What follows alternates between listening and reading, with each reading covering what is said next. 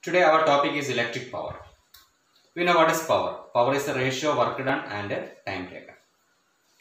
So we have the equation power is equal to work divided by time. Now what we need is to get electric power, we need to express work in terms of potential difference. We know that V is equal to W by Q, work done divided by charge.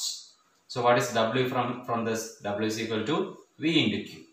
Substituting this here, power is equal to, instead of W we will write V into Q. V into Q divided by the time taken, but we know Q by T, charge by time is called current.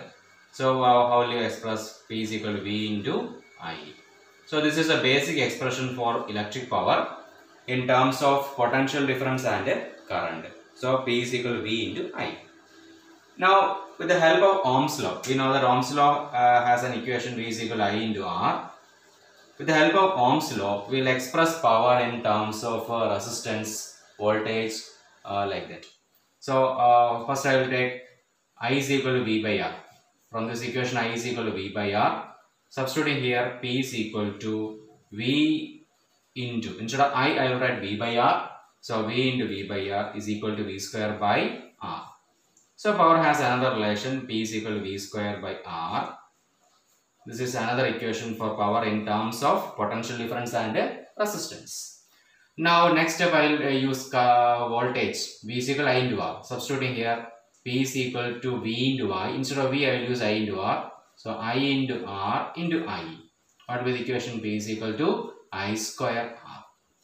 So we have got three equations. This is in terms of current and resistance. So we have got three equations. One is in terms of potential difference and current, other in terms of voltage and resistance, and this is in terms of current and resistance. And we have seen Joule's law. Joule's law states that the heat developed in a resistor is equal to H is equal to I square R into T. I is the current flowing through the resistor, R is the resistance of the resistor, and time is the time of passage of the current. This is known as Joule's law.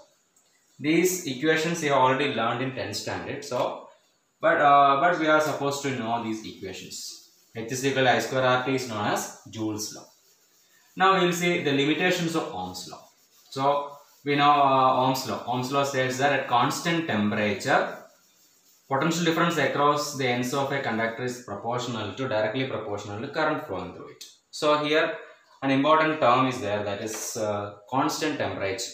That is, if temperature varies, then resistance can vary. Now first limitation, I will write the heading first. Limitations of Ohm's law. Limitations of Ohm's law. We know the graph connecting potential difference and current for a conductor V and I. We know that when we increase potential difference, current also will increase. We will get a straight line. But when we increase potential difference above a particular limit, current also will increase. What happens is, by Joule's law, there will be more heat will be liberated. When more heat is liberated, temperature increases. So when temperature changes, Ohm's law may not be valid. So what happens is, thereafter, after this point, if you further increase potential difference, what happens is, Ohm's law graph may not be a straight line. It may slightly become curved. So it will deviate from the straight line. This shows that at higher voltages, the Ohm's law is not valid. This is a region. Ohm's law is valid only for a voltage of a particular range. Then more than that, Ohm's law may not be valid. That's a first limitation of Ohm's law.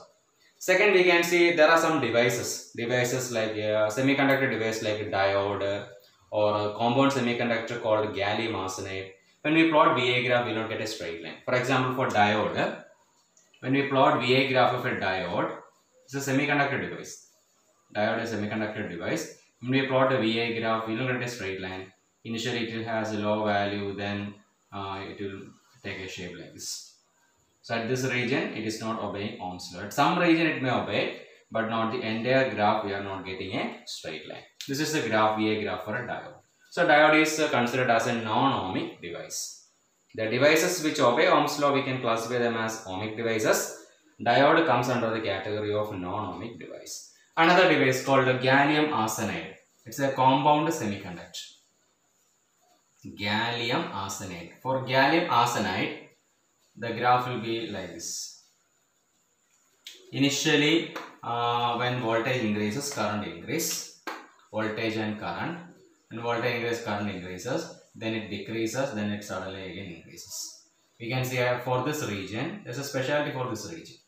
Here we can see that this may be linear region. Some portions will be linear region, but in other region like which I have indicated here, in this region, we can see that when voltage increases, current decreases. So in this region, when voltage increases, current decreases. So what will be the value of resistance? Resistance will be negative. So this will be negative resistance region. Negative resistance region.